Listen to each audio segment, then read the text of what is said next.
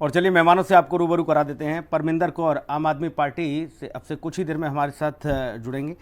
निरंजन पोद्दार जी राजनीतिक विश्लेषक अब से कुछ ही देर में हमारे साथ होंगे, उनका भी बहुत स्वागत है। निरंजन पोद्दार जी के पास जाऊंगा। आवाज़ मिल रही है सर आपको?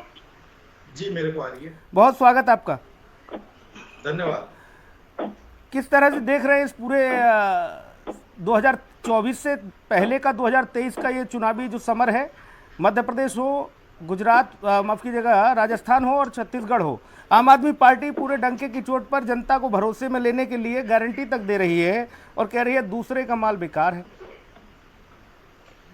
देखिए सुनील जी, निश्चित रूप से आम आदमी पार्टी जिस तरीके से 2011 के अंदर ये कहते थे कि हम राजनीति बदलने आए हैं, आज निश्चित रूप से राजनीति को ये एक समझ लीजिए राजनीति का बदलाव आपको देखने को मिलेगा।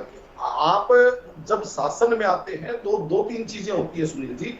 एक चीज होती है कि आप लोगों को इतना सशक्त बनाते हैं कि वो व्यक्ति, उसको किसी चीज की फ्री की आवश्यकता नहीं है। वो व्यक्ति कोई भी चीज कीमत, उसकी उचित कीमत दे करके खरीद करके अपने जीवन स्तर को उच्च स्तर पे ले जा सकता है। एक तो आप इस तरीके का शासन करते हैं। दूसरा, आप इस तरीके का शासन करते हैं कि ढांचागत विकास और लोगों को सशक्त बनाने के बजाय लोगों को आसक्त बनाने का प्रयास करें। यानी कि सीधी सी बात है, उनको कुछ ऐसा दे दें कि उनकी दाल रोटी और उनका वो जीवन चलता रहे और आपका शासन चलता रहे, जिससे ना देश का विकास होता है, ना समाज का विकास होता है, ना व्यक्ति का विकास होता है। और आदमी की एक प्रवृत्ति होती है सुनील जी, अगर उसको मेहनत करके, अगर उसको 20,000 रुपए महीने का मान लीजिए उसको इनकम होता है और बिना मेहनत अगर उसको 10,000 रुपए मिलते हैं तो वो 10,000 वाले रास्ते के ऊपर जाना बहुत जल्दी शुरू कर देता है। यानी कि उसकी वो प्राथमिकता हो जाती है।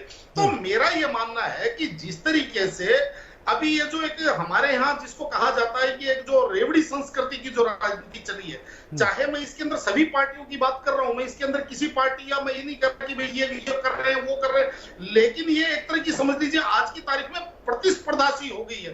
तो मुझे ये चीज समझ में नहीं आई कि आज आप उनको आसक्त बना देंगे, लेकिन उससे देश कब सशक्त बनेगा? क्योंकि सशक्त देश ना वो चीजें, वो बात की बातें हैं निरंजन जी, ये तो बात की बातें हैं। जब जनता निरंजन पोद्दार जी, ये तो अभी गारंटी दी जा रही है, इसके पीछे का सियासी खेल मैं समझना चाह रहा था कि इस गारंटी में जो जो लोग भरोसा करेंगे इस गारंटी पर, वह नुकसान किसका करेंगे इन चुनावों में 23 के। निरंजन पोद्दार जी, देखिए जी, 23 में भी वही मुद्दे जो बेसिक मुद्दे हैं, शिक्षा, सड़क, स्वास्थ्य, रोजगार, और 24 में भी जब जाएंगे तब भी कमोबेश वही चीजें रहती हैं। या फिर वहां उसकी बात होगी यूएन में जो बैठक हुई, रीवा का व्यक्ति वो समझेगा जब गठबंधन वाली मंच से कि यूएन में जो बैठक हुई वहां चीन को कैसे लताड़ा था हमने, उससे लेना देना है रीवा के व्यक्ति का, मैहर वाले का।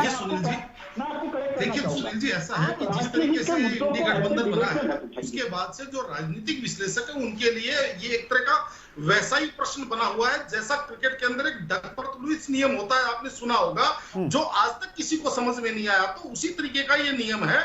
और इसके अंदर ये जो चीज देखने में आती है कि भाई दोस्ती पक्की, खर्चा अपना अपना। यानी कि कहने का तात्पर्य ये है कि मेरे को यह चीज समझ में नहीं आई, आज 5 राज्यों के अंदर चुनाव है और उन चुनावों के अंदर आम आदमी पार्टी और कांग्रेस आमने सामने लड़ेंगे और उसके लगभग 3 या 4 महीने बाद में लोकसभा चुनाव में कहेंगे कि जी ये भी ईमानदार, हम भी ईमानदार, हमें मिलाकर के आप वोट दीजिए, हमारे गठबंधन को वोट दीजिए। तो देखिए ऐसा है सुनील जी कि आपकी समझ क्या कहती है मुझे समझ में नहीं आता, लेकिन कम से कम इनको जनता की समझ के ऊपर तो कम से कम इतना शक नहीं करना चाहिए।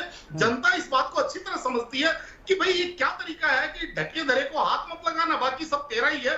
तो कहने का तात्पर्य ये है कि अभी वहां जाकर के एक दूसरे को गालियां देंगे और 3 महीने बाद में गलबैया, और इसकी जो वानगी है वो पूर्व निर्धारित है। इस चीज को जनता देख रही है। तो कहने का तात्पर्य सुनील जी कि अब ये तो डकवर्थ लुईस नियम की तरह समझ से परे की चीज है कि किसको क्या। दूसरी बात, एक छोटी सी बात और कहना चाहूंगा कि अभी जिस तरीके से उपचुनाव हुआ, तो घोसी के अंदर कांग्रेस ने अपना प्रत्याशी नहीं दिया, लेकिन बागेश्वर की सीट के ऊपर समाजवादी पार्टी ने अपना प्रत्याशी दिया और वोट का अंतर, यानी कि जीत का अंतर लगभग उतना ही था। ना वही, इसलिए मैंने कहा कि कुर्बानी कब तक दी जाएगी। बहुत धन्यवाद चर्चा में जुड़ने के लिए आप सभी मेंबरों को, बहुत शुक्रिया। खास कार्यक्रम में इतना है। नमस्कार।